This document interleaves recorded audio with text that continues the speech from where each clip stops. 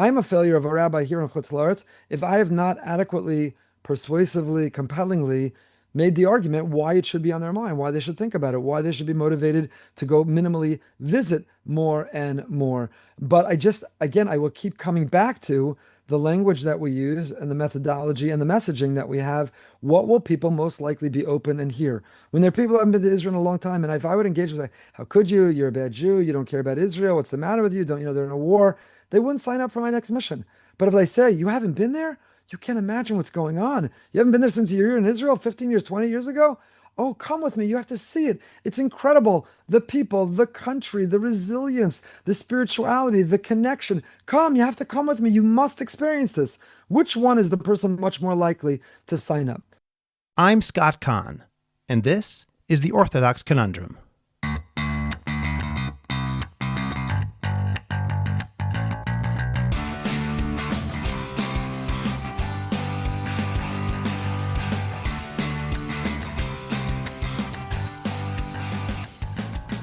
This is the Orthodox Conundrum on JewishCoffeehouse.com. I'm Scott Kahn. Why do some of our most deeply held values end up pushing people away instead of drawing them closer? It's a question that comes up in all areas of religious life, but it becomes especially charged when we talk about Aliyah, moving to Israel. Few topics generate as much passion and sometimes as much frustration as the question of whether Jews living outside of Israel should move, and how people who sincerely believe that the answer is yes should convey that message. Rabbi Efrem Goldberg argues that we need to carefully consider what we promote and the way that we promote it. Even when we're right, we can still be ineffective and sometimes counterproductive. In this candid conversation, he and I examine how Aliyah is often promoted, why certain approaches can alienate rather than inspire, and how some of Chazal's tough statements about those who do not make Aliyah should be interpreted today. We also ask whether there are legitimate reasons not to make Aliyah, and what it really means to struggle seriously with that question, and whether someone's Judaism is lacking if he or she fails to consider Aliyah at all. From there, we widen the lens to explore a growing disconnect between Israeli and American Jews. We talk about questions of sacrifice, gratitude, and misunderstanding, and how the events of the past 2.5 years have reshaped the conversation in ways that many of us are still trying to process. At its core, this episode asks a simple but difficult question. Do we want to be right, or do we want to be effective? And we'll get to that conversation in just a moment. First, subscribe to my Substack, Orthodox Conundrum Commentary. You can sign up for a free subscription in the link that appears in the description of this podcast. For paid Orthodox Conundrum Commentary subscribers, you get this podcast ad-free and with bonus material. This episode, I ask Rabbi Efrem Goldberg a question that I've been struggling with myself. When some people say it's absurd to blame Jews around the world for what Israel does, I certainly agree that that's true.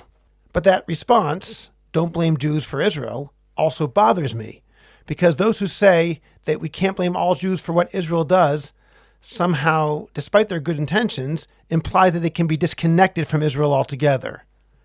Part of me would like them to answer, yes, of course all Jews are connected to the state of Israel and will defend her, even if we sometimes disagree with its policies.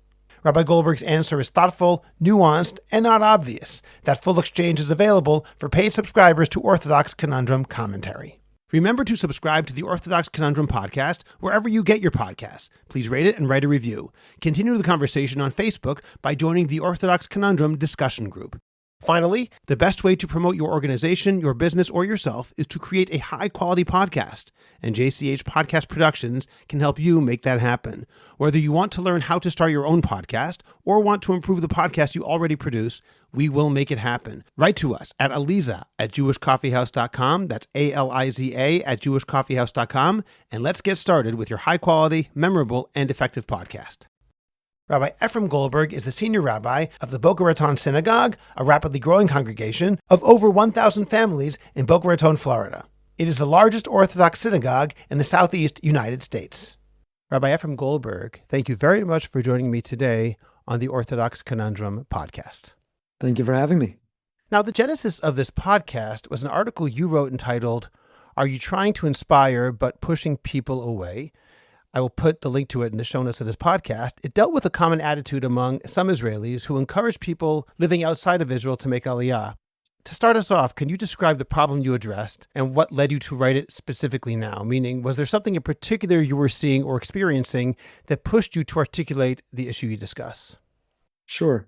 The phenomenon or the movement of making aliyah is something that very much resonates with me. I think about, I struggle with literally daily. I have two siblings. They both live in Israel. My wife has a sister living in Israel. I have children living in Israel. My parents are in Israel half the year.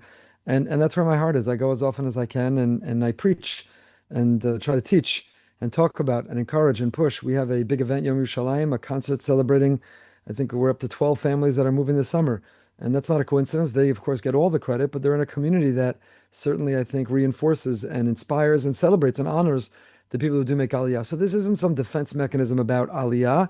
Quite the opposite. I'm fully engaged and want to partner and want to think with my dear friend Rabbi Fast, Nefesh B'Nefesh, and others, how we can continue to better promote and make it accessible. There's one particular phenomenon that I note, and I think it's true about aliyah, but it's true much more broadly and more generally. And I hope people understand and appreciate that my observation is true more broadly. And maybe I expressed it first about aliyah, but I mean it generally. And that is, when we do something, when we take on something, when we make a choice or a behavior, or a decision that's valuable, that's virtuous for us, there are people who will share their experience in a way that's inspiring for others to join them. And there are others who weaponize it, who can't understand how everyone doesn't do what they do when they do it, why they do it, how they do it. And that could be from choosing to eat healthy or start working out. It could be from the person who takes on a greater level of observance. It could be a person who loves a particular politician or political party. It could be a person who is into a certain musician and loves that music and those songs.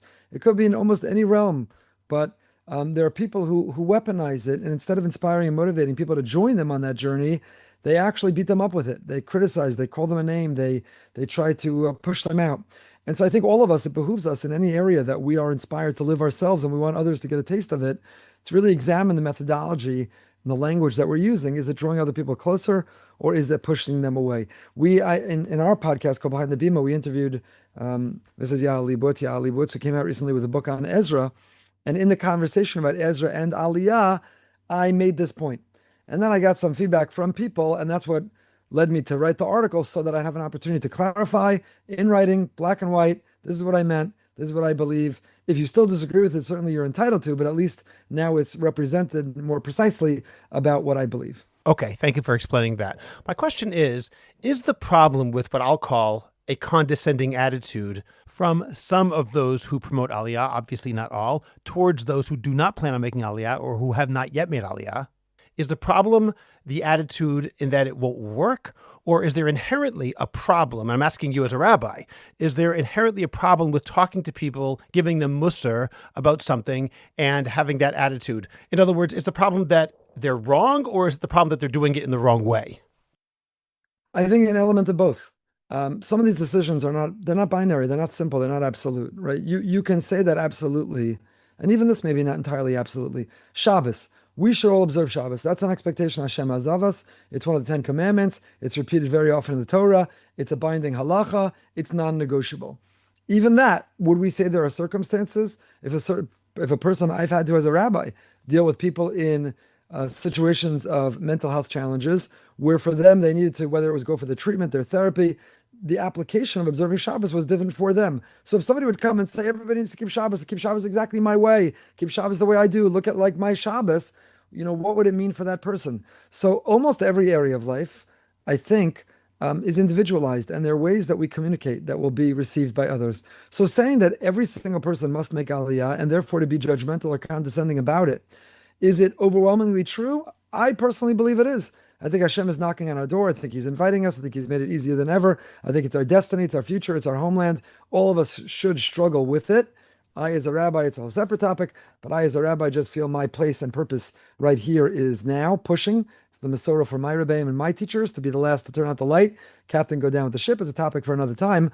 Maybe some will just see that as an excuse, but I see it as a actually awesome responsibility. It's an important topic for another time, because if all those who are inspired and inspiring about Aliyah go, who is left? Who will push the others? Who will create that environment? Who will create that bridge? who will work on and reinforce that relationship. So it's important. So not only is it faulty to take a condescending attitude in a sweeping judgment that's universal, that everyone has to fit in the same timeline, same and so on.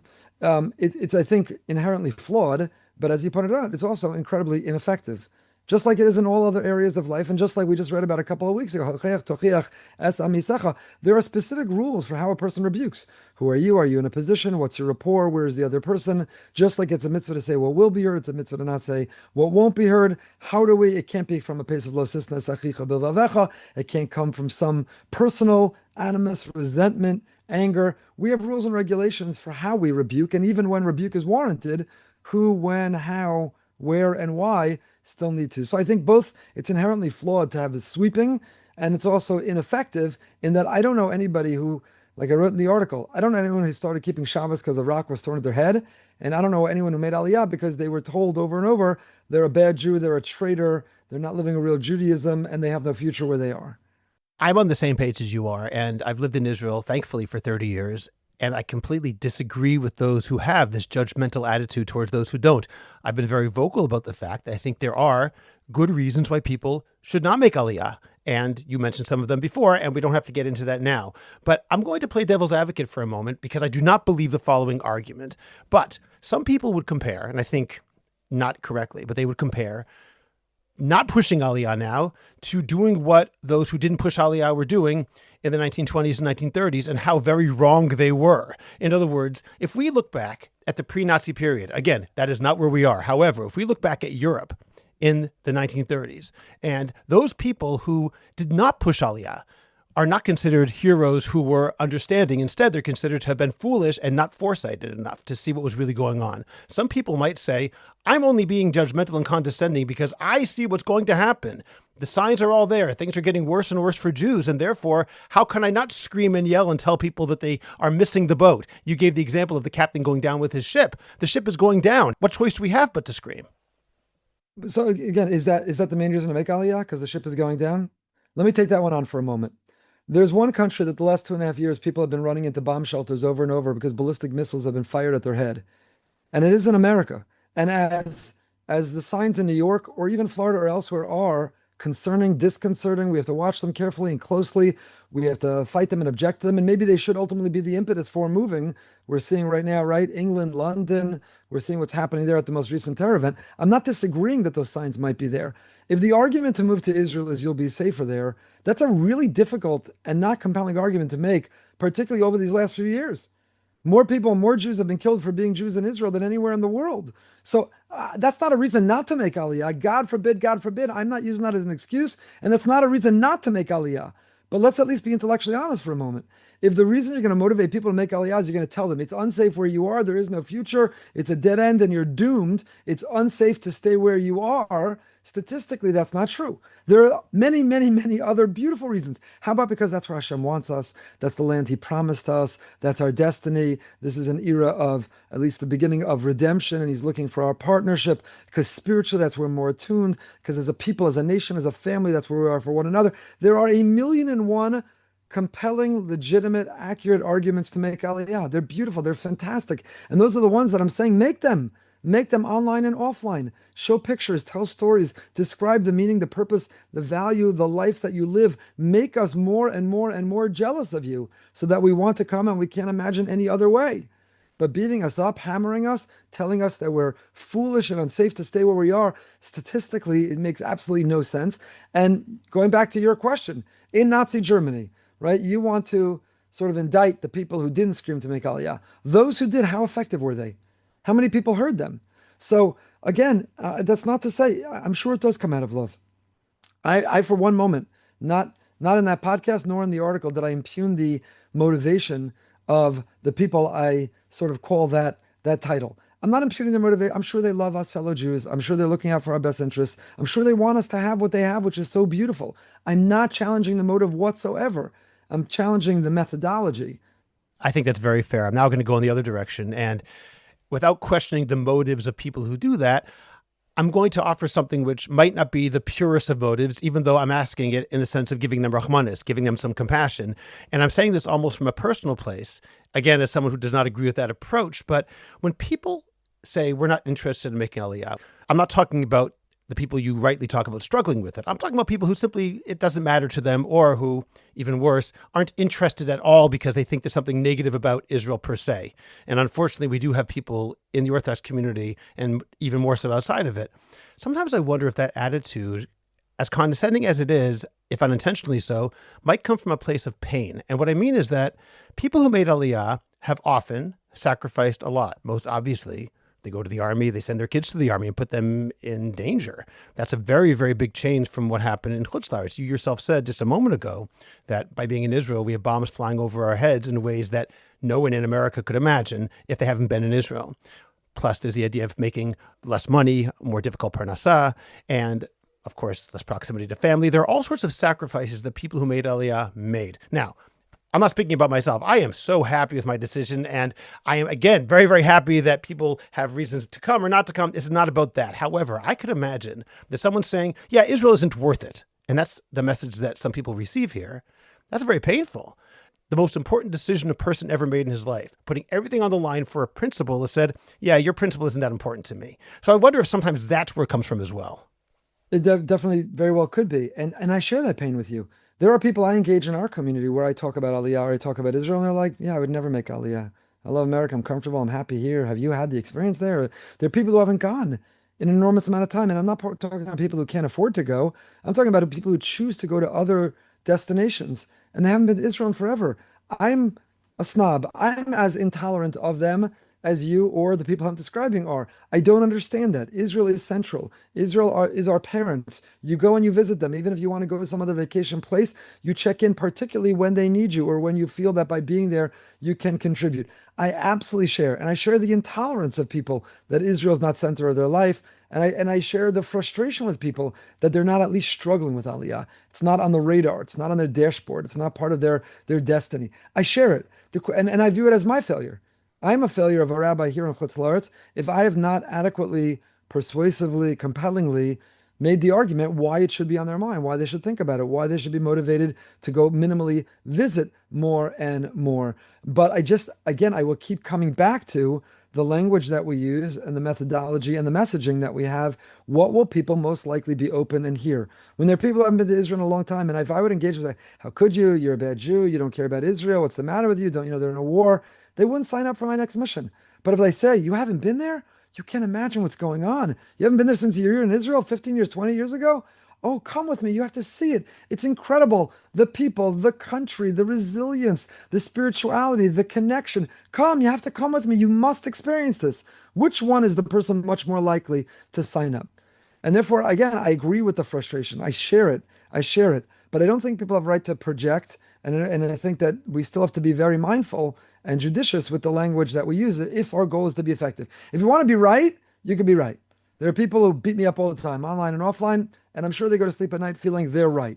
But is the goal to be right, or is the goal to be effective? And for some people, the goal is to be right. And by the way, more power to you. If you want history to record that you were the one shouting from the rooftop and that you were right, duly noted. You will go down, you were right. But if your goal is to be effective, if you want to penetrate people's minds and hearts, if you want them to take you seriously, think about it, if you want to change patterns, then that method I don't think works. You are echoing what I tell my kids all the time. Now they're a bit older, but when they were in high school, they would get into a tiff with the teacher. I would say, be smart, don't be right. It was the same sort of idea, admittedly in a much smaller tchum than we're discussing now. And what you're saying also reminds me of an experience I had maybe 16 or 17 months ago. I had an open house at my sister's house in White Plains, New York, where she invited people from her shul, and we had a conversation about, does Israel matter enough to Americans? It was a provocative title intentionally. And I came in saying, I'm listening to you. I want to hear what you have to say. But I also said, I am extremely troubled by the fact that there are so few tourists coming to Israel. And it truly broke my heart when I walked through Israel in the summer and just the people weren't there. And they'd be all over the place. I'd hear they'd be on Facebook or wherever else talking about their vacations, as you mentioned, to other places. And I was really troubled by this. But as you said, I had to listen and have to listen to what they're talking about. And some of them said something which was, in retrospect, quite obvious. They say, El Al raises prices to insane amounts. And without criticizing or not criticizing El Al right now, that's an important point. And some people who might have come to Israel, if the price were $1,000 a ticket, weren't going to come when it was double that. And I'm just saying that there's sometimes might be reasons if we sit down and listen to somebody, as opposed to judging them before hearing them out, all of a sudden I was like, okay, that's actually a fair point. Yeah, we do more of that in general in both directions. I went to Israel following October 7th. I think in the first year and a half, 2 years, I went 12 times. I'm not looking for any pat on the back or any award. It's where I was drawn to. It's where I desperately wanted to go. It was hard to stay here. It wasn't hard to go. But I will tell you, Scott, that both where my sister lives and my brother lives, and I won't name either community right now, I know in their shuls the people I avoid. Because no matter how many times I come, no matter how many missions I bring, no matter how many duffel bags we packed, and again, I'm not looking for any appreciation for that. Those are nothing, negligible, less than negligible compared to what the people of Israel did. But it doesn't matter. People walk up and say, it's nice you have a mission, but until you move here, you don't really support Israel. And it drives you away. It literally drives you away. People, oh, it's nice you're on another mission. Oh, it's nice you brought more duffel bags. But how about move here? And Rabbi, if you'd get up and announce you're moving here, the whole community. Now, that's never happened in history. Not from the time of Ezra through the time of Rabbi Riskin. I once introduced Rabbi Riskin in our shul, and I said, Rabbi Riskin is Machayev all rabbis. If we would announce we're making Aliyah, look what he did. Afterwards, he said to me, it's a misnomer. It's a misconception. He said there were a handful of families who, to humor him, put a down payment on a hilltop called Efrat. But there were literally less than one hand with fingers left over who moved with him. In history, there hasn't been a rabbi who stood up and everyone went with him. So that sort of judgment and that aggressive tone, not all and not most, but I think still a vocal minority give, it's not helpful. And that's what I was referring to. Then let me ask you something which you do mention in your article. So for those who have not read it, I'd like to ask you about certain statements that Chazal say, which seem to be very much in line with the condescending, judgmental attitude. Reish Lakish, for example, told Jews in Bavel, he lived in Eretz Israel, he told Jews in Bavel that God hates you. So how would you tell people who learn these statements and echo these statements, how would you tell them to learn them today? Who am I to disagree with Reish Lakish? Again, Reish Lakish was being right. The question was he effective? And the answer is no. His statement did not lead to a mass immigration to Israel in his time. So I'm not debating. Who am I to debate? I would never debate, obviously, the cover of Reish Lakish and the statements of Chazal in general. And there's truth to his statements, certainly. And we need to grapple with that. And we need to absorb that. And we need to know that there's a truth to that description of Hashem's relationship with us, with we who choose to remain in Chutz La'aretz. Are we Reish Lakish? Was it effective for him? Will be effective for us now? Should we take that statement and swing it and weaponize it and use it? That's really the question.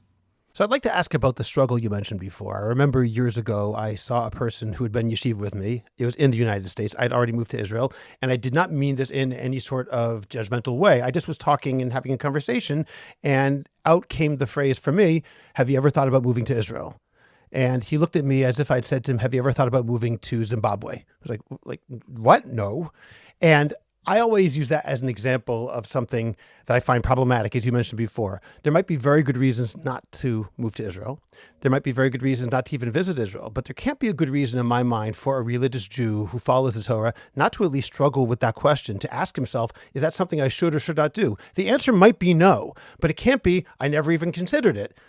Do you not consider putting on tefillin? Do you not consider putting on tzitzis? There are all sorts of things that happen in our lives that they're just part of being Jewish. And kal v'chomer is something where, to use Rav Soloveitchik's metaphor, and you said it before, God is knocking on the door right now. So given that struggle for regular people in your community or any community, what would you say that struggle should look like for them? What does it mean to struggle with this idea of making aliyah?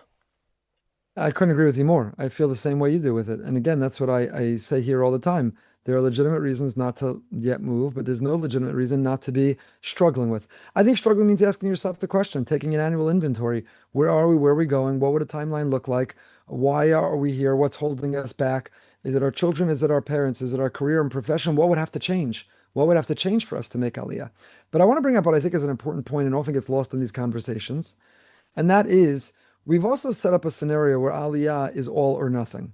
You've either moved or you stay in Chutz La'aretz and God hates you. So what about some in between, where a person says, for whatever reason and circumstance right now, professionally, with my children, with my parents, with whatever other reason, I'm not yet able to fully make aliyah. But I prioritize, I want to go as often as I can. I am saving money because I want to be able to buy a place. I want to have an apartment. I want to be a citizen. I want to pay tax. I want to spend as much time as possible. Can't we create a scenario where Aliyah is not binary, all or nothing? And it's not the same, of course.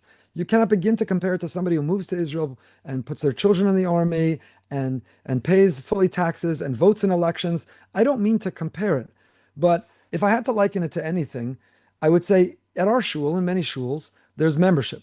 And membership, full membership, comes with certain privileges and rights. You have voting rights, you have seats for Yom Noraim, for the dinner, certain things. We also have a category called an associate member. And the associate member means that, let's say Florida, very seasonal community. So let's say an associate member means that you're a full member up north where you live, but you come down for 2-3 months in the winter. And you know what? Since you come down 2-3 months in the winter, you daven here, you eat at the kiddush, you ask questions, it's only appropriate that you're an associate member. Now, an associate member doesn't get to vote. Associate member doesn't necessarily get to vote in the next, in the governance, the elections of the shul.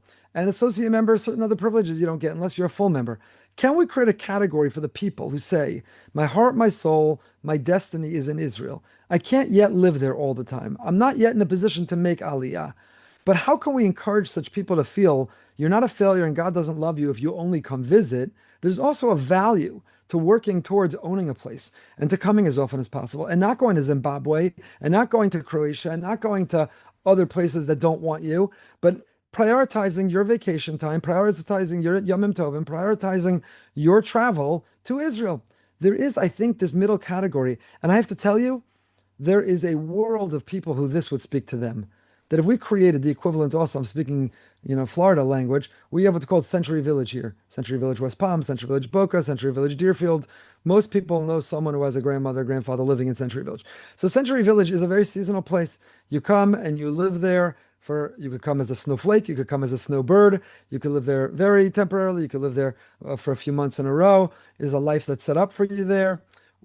Imagine if we created this outlet and this opportunity for people who are not yet able or ready to move full-time, to at least be able to feel that they're doing something meaningful, both contributing and receiving, by making a greater effort to be there. What would that paradigm look like? Because that strong language, which is absolute, which is binary, which is all or nothing, sets up a scenario that if I can't move there fully, then I guess I don't really love Israel, and why should I go there on my next vacation?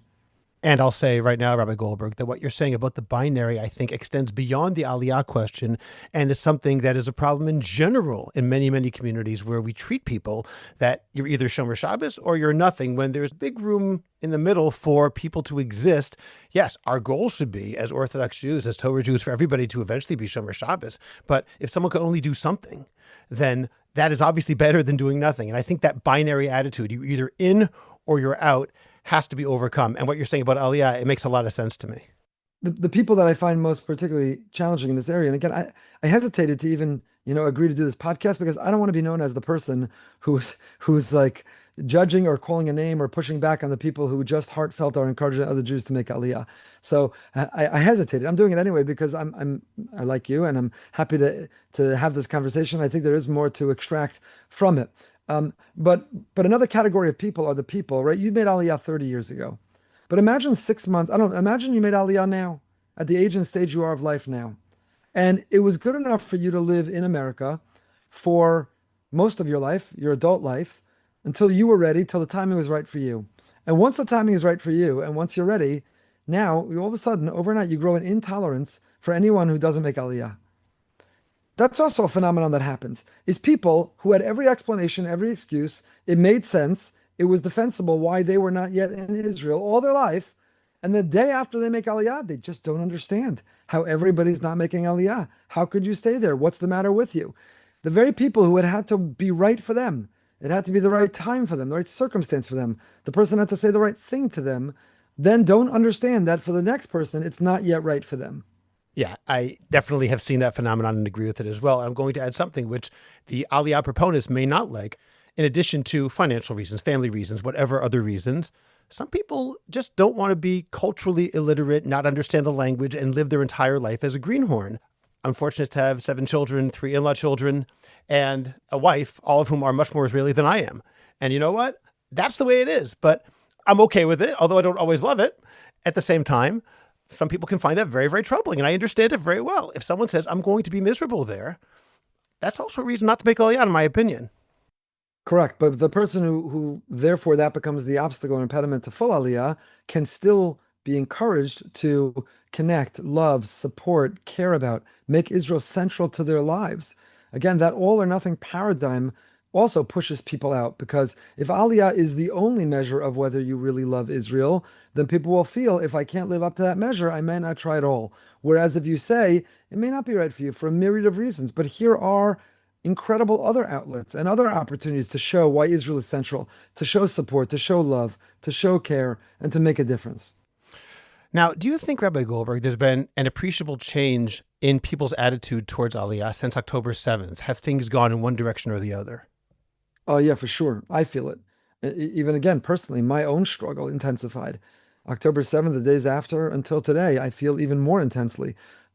You see the stories, you see the selfless sacrifice, you see our incredible soldiers and their families, wives whose husbands are on Miluim for the umpteenth time. You see the Jewish people fighting enemies on so many fronts. You're seeing the next book of Tanakh written, and you're not a footnote in it. You appear nowhere in the book. You're not even in the volume. So, of course, I think anyone with a sensitive soul, anyone who's in a real conversation with God and his people, her people, are drawn to the struggle even more. The numbers are up.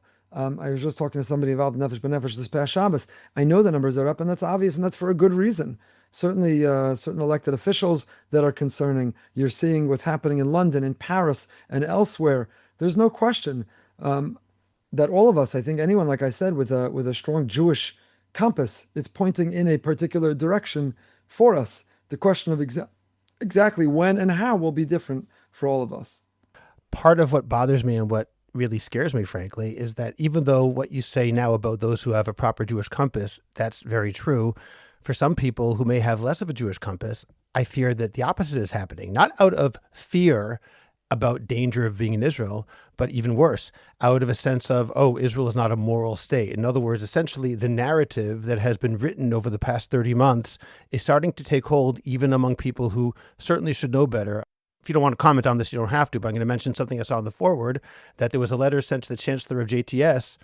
President Isaac Herzog was invited to address the graduates, and I don't know how many people, but some people protested having President Isaac Herzog, who's from the Labor Party, let's remember, having him speak because it's controversial to have apparently any Israeli, or he once made a comment, which he then explained he didn't mean as people took it, literally in the days after October 7th, where he ascribed responsibility to the entire Palestinian people for October 7th. And then he took it back and said, that's not what I meant. Other than that, he's been extremely vocal that we have to mourn both Israeli and Palestinian lives. And yet, at JTS, some people, graduates who are future rabbis, I assume, in the conservative movement, protested the idea that the president of Israel should address their graduates. Admittedly, to JTS's credit, the chancellor said, no, we're not listening to you. And I saw a number of people also wrote a letter saying, of course he should come from within. So I don't want to say it's JTS as a whole. The fact, however, that a rabbinical seminary in the United States in 2026 could have some people, not one, but some people write a letter saying the president of Israel should not speak to us because it's controversial or unacceptable, I find that astounding and very, very scary. For good reason. I share your reaction and your feelings.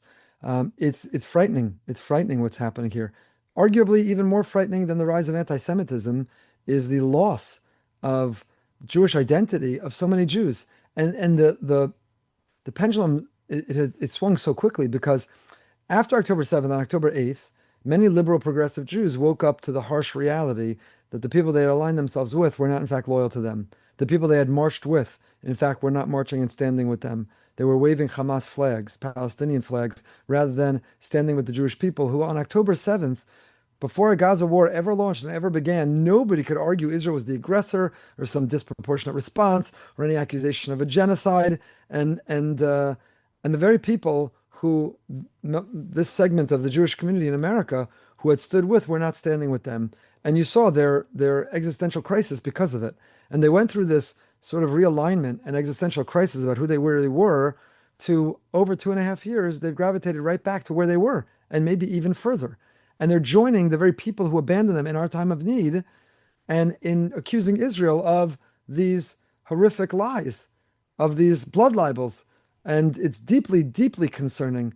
And I think more concerning than anti-Semitism is assimilation. And assimilation doesn't only mean intermarriage, whose rates are at record numbers and frighteningly so, but assimilation even means assimilating to the notion of not understanding Israel and its moral army, understanding the rules of war and engagement and what it takes, understanding that Israel does more to protect innocent civilians than anyone else. I saw a headline just this morning that Israel may, it's having special meetings, it may go, this board of peace has been unsuccessful in convincing Hamas to disarm. Israel may have to finish the job and go back in themselves. And I have to tell you, I myself, well, the larger part of me said, absolutely, go do it. I don't have skin in the game, so I don't speak on behalf of soldiers or their families. But I mean, absolutely, go finish them off, go take them down, go disarm them, go eliminate them. But there was a voice in my head that said, don't do that. Oh no. If we go back in and we're aggressive back in Gaza, you're gonna reawaken, you're gonna fuel more of these marches, these accusations. And now Israel doesn't have to be any as discerning as they were. There aren't hostages being held in tunnels that they have to be as careful as they were, which we shouldn't be, because we shouldn't risk our own soldiers' lives. But my point is that assimilation even affects me.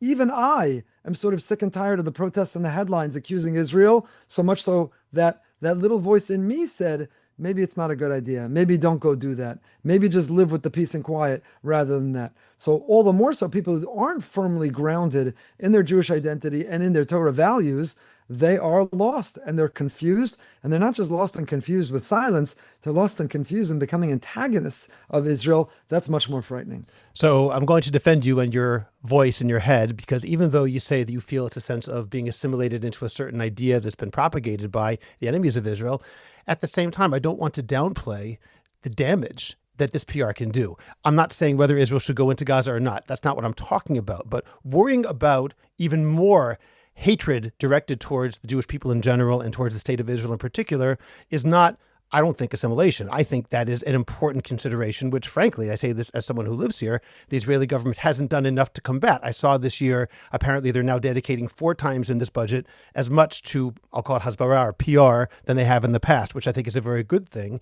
We have to care about that. And that has to be part of the calculation. We lived in an unredeemed world. We can't do what we're supposed to do. The fact we have to have war is a sign of that. But it also means we have to make calculations about, is it better for Hamas to be completely disarmed or to be limited and not to have people protesting against us? It isn't such a simple calculation, I don't think. I appreciate that. Thank you. I would also add to that even though by and large, I think that people in the Orthodox community have been the best, obviously not universally so, but the best when it comes towards defending Israel. There are some people outside of the Orthodox community that I've personally been touched by looking at them and listening to them. They are people who, I don't know how their connection to Judaism was before October 7th. Maybe it was tenuous. It seemed so. I'm talking about relatively well-known Jews, but some of them have come out as dedicated Zionists, dedicated Jews. Even if they're no longer or not now fulfilling mitzvot anymore, they are coming out and vocally putting their careers on the line, celebrities and others, politicians, and saying, no, I care about Israel. And they're not sacrificing their integrity. And instead, they're actually doing the opposite. So even though those people are not part of the Torah community as generally described, we can talk about that binary again. I've been very impressed and heartened by, there aren't that many of them, but those people who have come out actively, even if they're not part of the Torah community, they're still part of the Jewish community, and they're saying, I'm part of you. I think that's very, very beautiful for myself. My brother has written, my brother, Rabbi Dr. Judah Goldberg, has written extensively on Rabbi Soloveitchik's paradigm of the Bris Avos and Bris Sinai, and essentially the two communities. There's the community that we share, the covenantal community of the patriarchs, of the Avos, that we are all one family, one nation, one people, and the loyalty and the fidelity and the shared destiny and the fate we have with that community, not necessarily united by our observance of law, but by being a sense of family. And the Bris Sinai, the people who stood at Sinai together and who bear that responsibility and feel that obligation of observing Torah and mitzvos in its classic sense. And we, of course, want to be part of both communities, and we feel closest maybe to the people who are part of both communities. But we shouldn't dismiss people who are part of one community and not the other, because we do share a connection with them. And there are people who stood Bris Sinai who don't have that feeling of Bris Avos. They could, and we talked about them earlier, right? They're observing mitzvos b'diktukeha. They're observing the mitzvos vigilantly, but they don't feel part of the greater Jewish people and Jewish destiny, what's happening in Israel or Jews around the world. And then there are people who may not be observant, like you just said, in a classic Torah description way, but they feel very much part of a Jewish family, a Jewish people, a Jewish destiny, a Jewish fate. And we're connected with them in that way too, and they deserve our admiration in the ways and the sacrifices they've made for that. It reminds me a little bit of the way the Balatani describes certain people who, under pain of death, suddenly their Jewishness comes out in a way. This is not the same sort of thing in the sense that they weren't asked to put their lives on the line, but they have been asked to put their careers on the line. And all of a sudden, the Jewish person inside of them said, I'm not going to do that. I'm dedicated to my people. Absolutely. It's we should not only admire them, we should find a way to celebrate them and appreciate them. Now, I'm going to mention something which I alluded to before. I'm going to bring it out more in the open right now. And it's something which has bothered a lot of people in Israel. And that's the sense that people in America not only don't understand us, but don't appreciate us. Now, I'm not saying that's true. And in fact, from my conversation that I mentioned before in December, a year and a half ago in White Plains, people convinced me that I was actually wrong in asserting that. But I think a lot of people in Israel sometimes feel that by being here, it's not just that we're putting our lives on the line by having bombs overhead, but the fact that we live here means that people can have a second house in Israel. People can come and visit, or even if they never come and visit, I think that at least from a Zionist perspective, Jewish life outside of Israel is better and safer because there is a state of Israel. Some might say that's not true. Some probably, I'm guessing they might be more anti-Zionist, might say, if there weren't a state of Israel, we'd be safer. I think history proves that's not true. But a lot of people in Israel, maybe most say, simply by virtue of the fact that we live here, we are doing something for you. Even if we don't have kids in the army, even if we have nothing except for myself, I'm sitting here right now. And I'd like to know if you think that people appreciate that or not. And the reason I mentioned it specifically was that the OU came out with a statement before Pesach, which I really did appreciate, essentially saying that in so many words, that Jews living in Israel makes it better for all of us here. They're the ones who allow Israel to exist, not the army, obviously that, but simply putting your flag on the ground, putting your feet on the ground, having an apartment. Do you think that's a fair statement? I think it's absolutely a fair statement. I think it's one that we try to reinforce. And that's one where if we had a better dialogue, we could share with each other what would be meaningful to hear or to confirm from one another. If those in Israel would say, it'd be meaningful for us to know that you appreciate that we're here with the sacrifices that come. And it'd be Jews of Chutz La'aretz can say to those in Israel, I'll give you an example of what Jews of Chutz La'aretz would like to hear.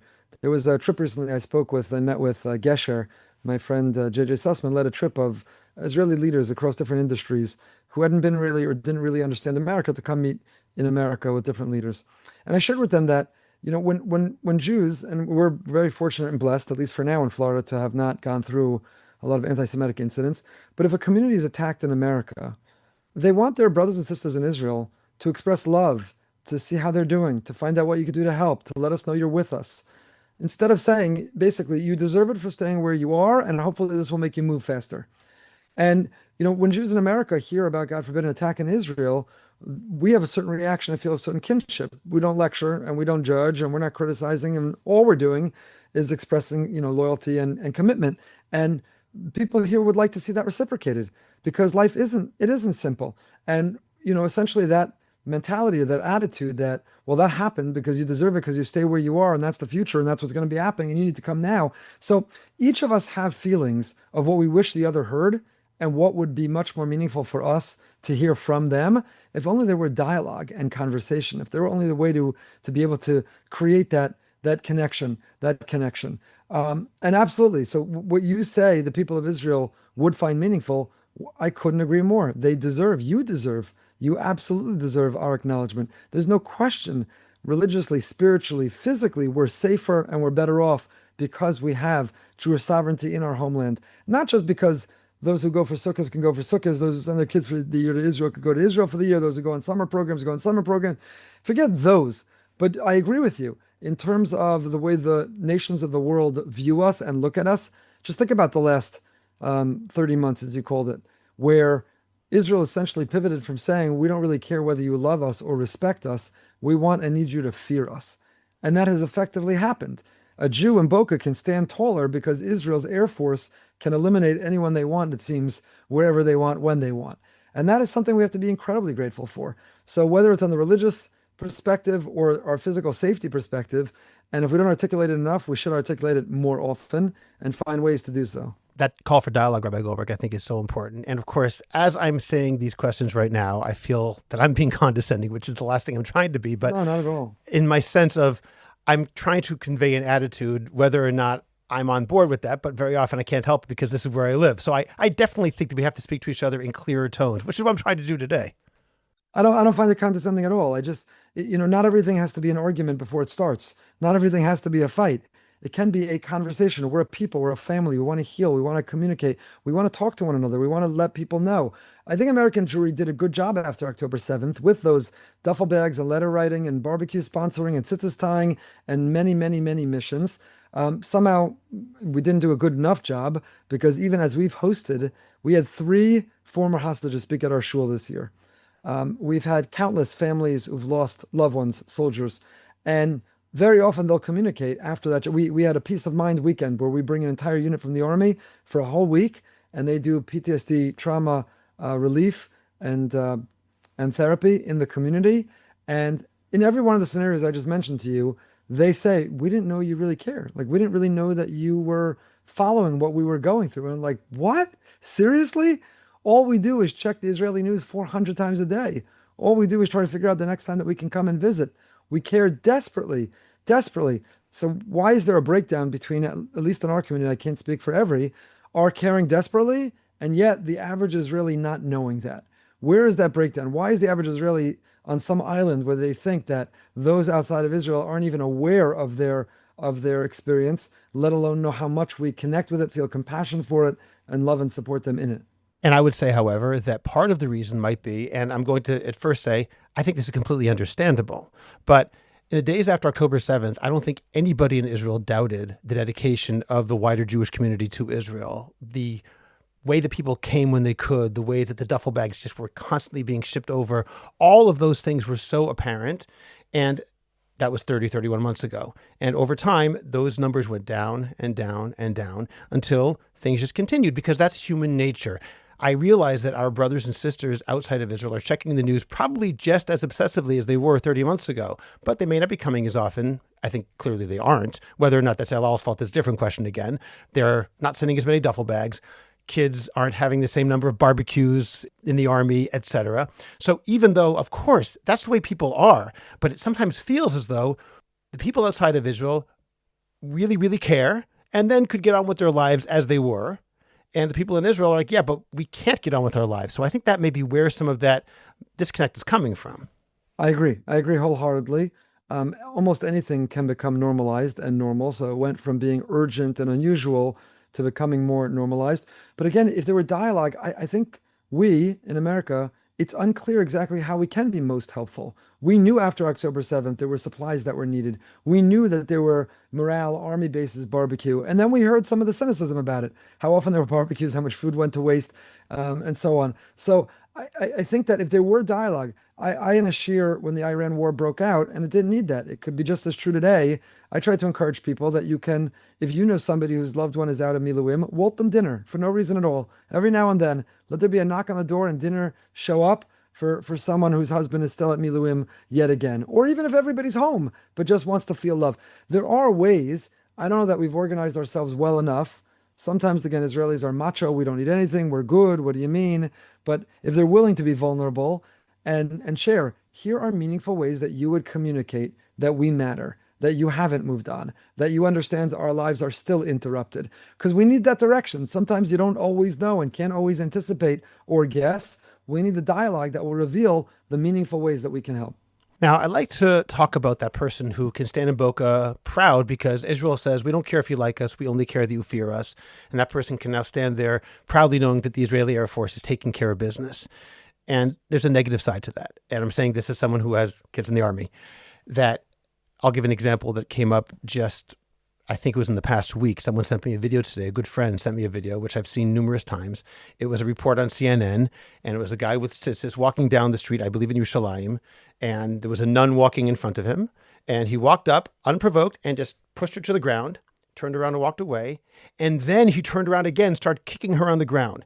And as disgusting as that act was, what bothered me perhaps even more was another guy who was clearly religious. You could tell from the white shirt and black pants and yarmulke, was walking by and didn't stop to help her up. Even if he was scared of getting into a fight, when the guy started walking away, he didn't immediately go over and help her to her feet or something like that. He just walked by.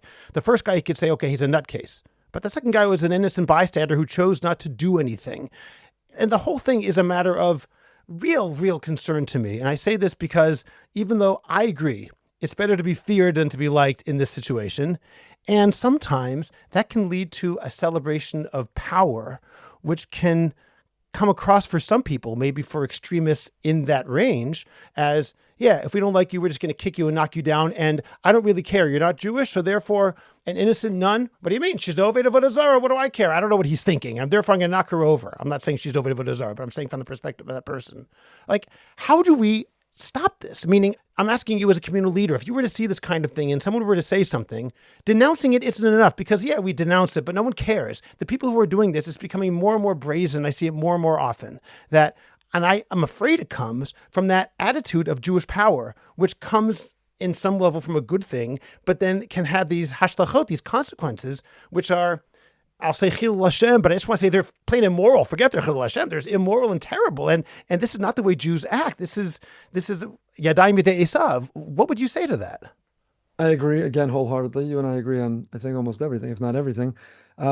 With awesome power comes awesome responsibility.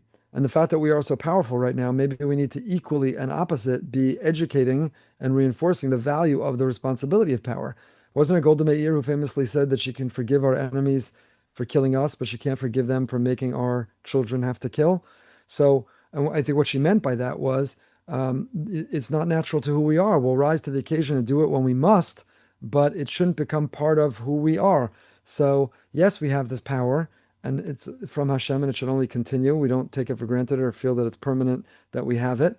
But I agree with you, and I think that should probably be explored, is with that conversation, with the power that we've been forced to demonstrate for the last 3 years, are we equally and opposite it reinforcing the messaging of responsibility of power? Now, I'll just say, because I think it's important, that quote of Golda Meir, my good friend David Schimmel, Alav Shalom, used to say that he really didn't like that line, even though you explained it, I realized, in a way which I agree with, but he would say, no, we cannot forgive our enemies for killing our children, no matter what the hashlachot. So, and of course, I know you weren't saying otherwise, and I realize it's an important quote, but I just want to say that I think there is something that he said over there. I'll bring him now into the conversation, this good friend of mine who died a few years ago, to say, I can't forgive them for forcing us to kill them, and I can't forgive them for killing us either. And I think that's fair enough. I know you aren't going to disagree with me. Updated quote, definitely better. Yes, okay. But how do we do such a thing? In other words, how do we educate in such a way that it will actually cause people to change? I'm living in Israel, and I'm seeing this perversion of power, the sense of we can do what we want without moral qualms. Obviously, it's not most people or most Israelis. However, I think it is being ignored by too many Israelis and thus tacitly accepted. And I'd like to know what we can do. Educating, to me, seems to be a first step, but not necessarily enough. You know, I can't really speak to this well because I don't live there and I don't know and I don't see it. And I don't know whether statistically it really has increased. Meaning, if this was this individual wasn't because he got out of his army service and was still pumping with adrenaline and he pushed over a nun, this was someone who probably didn't go to the army. And yet somehow, so I don't know if that's necessarily the reason or where it came from. You could speculate, in his case, it didn't come necessarily from the brazenness of feeling you have power, but the loneliness of feeling the world doesn't care and it's going to accuse you of things anyway. So I don't know. I don't know exactly what drove or led him, and I don't know statistically how much or how often it is happening. But I would think that the very, the mechinot that prepare people for the army, or in the army itself, the continued education in it, should reinforce that culture and we, even Chutzlars, can talk about, as we are watching and admiring the incredible acumen, the incredible success of Israel's army and its air force, to remember that this is something that we should be proud of, but also wary of and careful with. Yesterday in shul, we had a conversation. We have this off the record after davening, so where people sit around and I pose a topic and people weigh in. So there was an article by the one of the contributing editors of Tablet magazine, Liel, who wrote about, he thinks that we're making a mistake by outsourcing our security. Shuls in Chutz La'aretz are becoming fortresses with guards in Kevlar vests standing outside, and our children are being raised to feel anxiety and worry and danger of being a Jew, and that their shuls and communities are places of that. And he says instead, he contrasts things. You could either go Paris or Texas, right? Paris, you're sort of the passive victim waiting for some outside hired security who may or may not protect you. And in Texas, everyone owns a gun and they're trained and they're empowered. And as a famous Jew once said, every Jew at 22, the lessons of history have taught us to stop relying on others to protect us, which we can and do. We have incredible law enforcement in our area. We're grateful for them. And we have amazing professional security that we're very grateful for. But the way to grow is you can never keep up in the arms race with our enemies. You're going to hire more and more security guards. At some point, we should empower ourselves. That's his thesis. But as we had the discussion yesterday, you're highlighting now, which we didn't. It would be important to not only talk about more people, the Second Amendment, state of Florida, the free state of Florida is a place that it's not hard to own a gun. We talk about the responsibility of owning a gun. Most people talk about, is it locked up and so on. But there's a moral responsibility of it, which is when you walk around with a gun, on the one hand, you feel empowered to take care of your own safety, but how do you also not become aggressive? How do you also act with responsibility and moderation? How do you actually make sure to protect your character as much as you're protecting your body?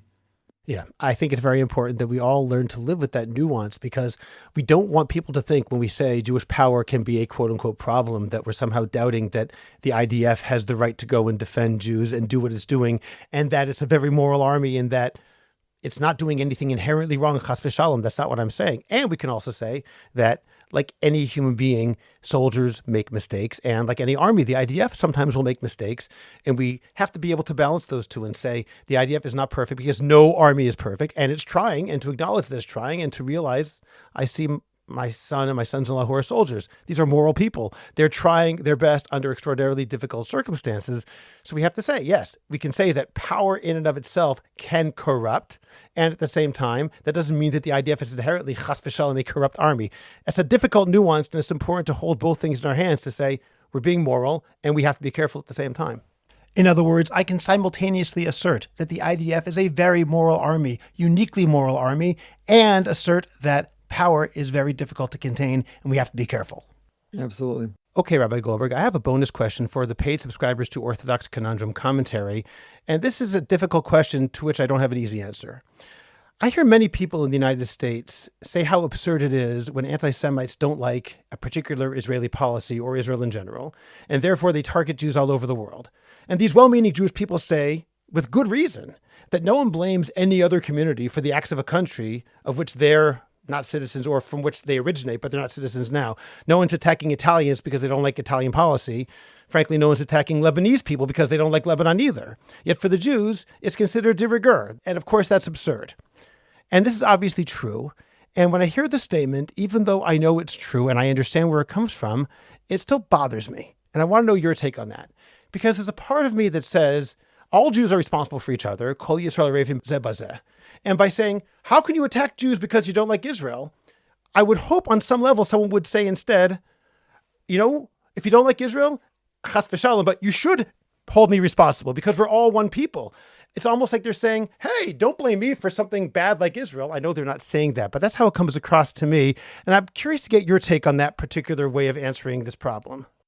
To hear Rabbi Goldberg's fascinating answer to this question, make sure to join Orthodox Conundrum Commentary as a paid subscriber. You can find the link in the description of this podcast. Rabbi Goldberg, as we're about to conclude, let's go back to our primary conversation about Aliyah. And if I could just ask you to sort of summarize right now, if we could reshape the way that the Orthodox world talks about Aliyah, whether from Israel or outside of Israel in this moment, what would you want the conversation to sound like? I'll tell you what I want it to sound like, and it already does sound like that in many places. And I want to reiterate that I think that most people get this right, and most people are shining examples. And my comment, first on a podcast and later in an article, was not meant to suggest that everyone's like this, but to say that it does exist and it's counterproductive, and to zoom out and make the broader point, which I really believe, not only about Aliyah, but about any virtuous activity that we want people to engage. We should all think about the messaging that we use and the methodology we use for it. But to me, I ended the article by even saying, I can only tell you what speaks to me. When I see a post on social media that denigrates or judges or criticizes or calls Jews outside of Israel a name, I don't finish reading the post and I don't think about it, and it doesn't move me an iota. And when I see a post of an Israeli Jew describing in a way that literally brings tears to my eyes and tugs on my heartstrings, the meaning, the purpose, the fulfillment, the only Israel moments, what even with the sacrifice and even some of the hardship, why they would never have it any other way, I get jealous. I'm envious. I say, I desperately want that. I want that. When will I be able to make that happen? When can I go there? And so I think that if we frame these conversations, not with some, willful ignorance about the challenges of making Aliyah, we can't just paint some portrait that's inaccurate. We have to be real, but even with the challenges, say, Nevertheless, it's worth it. And here's why. And here are these moments. Even I have to tell you, days like Yom HaZikaron. I was experiencing Yom HaZikaron here, where in our shul, I'll admit to you now, I'll confess, we struggle. What does a meaningful Yom HaZikaron program look like? I mean, there's only so many times that the members of our shul who served in different Israel wars can stand up and talk about their experiences with the friends they lost. And it's compounded by the fact that all year long we're talking about the soldiers who've been lost in these current wars. So if we never talked about it, you'd say, Yom HaZikaron, you should feature, do an interview with a parent, tell the story, make a video about one of our heroic soldiers who was lost. It's challenging. But when I see what it means to be going to Har Herzl or the local cemetery in the community you live, because that community lost soldiers, it means that the community as a whole feels those loss. I don't want to say, God forbid, I'm envious of the loss, but I'm envious of the experience, of the way to tap into that. So again, if somebody posted, Yom HaZikaron is only meaningful in Israel, you clowns and Chutz La'aretz think you're observing it, move here, then you'll know it. That wouldn't speak to me. But when a person walks out of the cemetery, posts a picture, has a reflection, explains what that meant, talks about what it meant for them, I say, I want that. I want to be in Israel for Yom HaZikaron. I want to be part of that story. I want to be there. I want to be going in that direction. So I think about Aliyah specifically, that's what speaks to me and, in my experience, others. But I think much more broadly, that dialogue, those conversations, that ability and willingness to share what would be beneficial. I want to feel heard by you, and I also want you to know I want to hear you. And like you pointed out right now, we're the average American Jew, those who were packing the duffel bags and were the first on those missions. I don't think we're callous and inconsiderate that we don't care. I think we're confused. What is the next phase? We're not tying tzitzis anymore, and there's no need for packing the duffel bags anymore. And it doesn't seem, although there are still people doing heroic jobs with barbecues and army bases, but that doesn't seem it's needed in the same level. So what can we do? And there are answers to that question, but instead of our guessing them, why don't we have dialogue with the people who can tell us what would be the most meaningful? And I know in our community and others will jump at that opportunity. I couldn't agree more, and I really appreciate that. So in the spirit of what you just said, I'm going to give my pitch for Aliyah that I hope is not condescending, but this is how I see it. When it comes to being Shomer Torah mitzvos, the way I put it, somewhat tongue-in-cheek, but I think there's an element of truth to it, is that when we're young, we keep Torah because we want to please our parents, we want to please our teachers, we want to please our rabbi, I hope. When we get a little bit older, perhaps we keep Torah because we want to get Olam Haba. And then once you get older, I'm 55, I keep Torah because I want to get Olam Hazeh.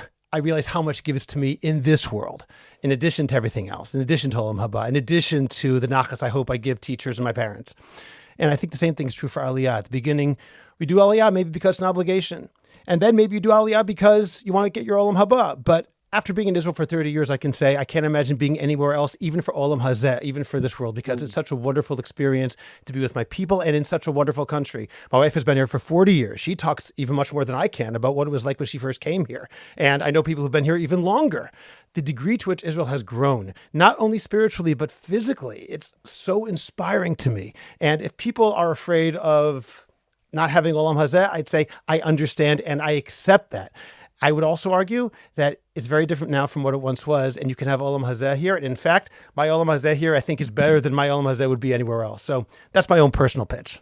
And that speaks to me. That's the kind of pitch that makes me stay up at night and think about this more and continue that conversation and say when, because I'm jealous of that. I want a great Olam Hazeh and a great Olam Haba and to make the people around me proud. And I appreciate that. Rabbi Goldberg, it's been a real pleasure, and I'm very appreciative not only that you joined me, but for all you do, not only to promote Aliyah, but to promote Am Yisrael being greater in their observance and everything that they do in such a kind and thoughtful way. So thank you for joining me. Thank you. Thank you for having me. I really enjoyed the conversation. I'd like to offer a word of thanks to our Patreon supporters. Patreon functions as a voluntary tip jar for Jewish Coffee House and our family of podcasts. Patreon supporters at all levels, as well as paid subscribers to Orthodox Conundrum Commentary, will have access to our upcoming private Q&A sessions. Your support in either place helps sustain thoughtful Jewish conversation. Additional bonus material, including the longer episodes with bonus questions, is available to paid subscribers of Orthodox Conundrum Commentary on Substack. No matter how you choose to support this work, we are deeply grateful. Subscribe to the Orthodox Conundrum podcast wherever you get your podcasts, and please rate it and write a review. I'd appreciate it if you go to Apple Podcasts and rate and review the Orthodox Conundrum. It takes literally 2 minutes. It's just giving a certain number of stars and writing 1 or 2 sentences. Please like the Orthodox Conundrum podcast on Facebook and join our growing Facebook group, the Orthodox Conundrum Discussion Group, where you can feel free to discuss issues in Orthodoxy in an honest and friendly environment. Subscribe to my Substack, Orthodox Conundrum Commentary. Check out the link in the description of this podcast to get your free subscription today. Finally, do you have a message that needs to get out? Do you want to promote your business, your organization, or your cause? The best way is by producing a podcast, and Jewish Coffee House can make it happen. I have experience producing hundreds of podcasts, both for myself and for satisfied clients. Whether you want to learn everything you need in one day, or relax and record and let me do the heavy lifting, Jewish Coffee House Productions will work with you to make it happen and make it even better than you imagined. Let me help you today. Write to us at aliza@jewishcoffeehouse.com. That's ALIZA at jewishcoffeehouse.com. And let's get started with your high-quality, memorable, and effective podcast. I'm Scott Kahn. This has been the Orthodox Conundrum on jewishcoffeehouse.com.